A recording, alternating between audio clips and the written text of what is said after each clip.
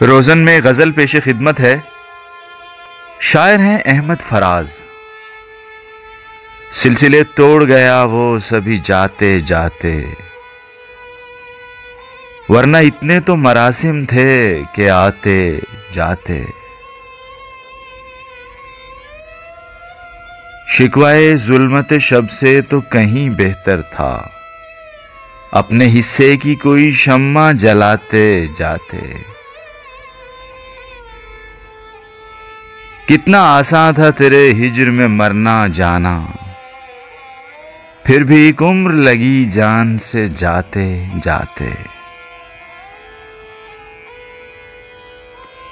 जश्न मक्तल ही ना बरपा हुआ, वरना हम भी पाबजूला ही सही नाचते गाते जाते। उसकी वो जाने उसे पासे वफा था कि न था, तुम फराज अपनी तरफ से तो निभाते जाते।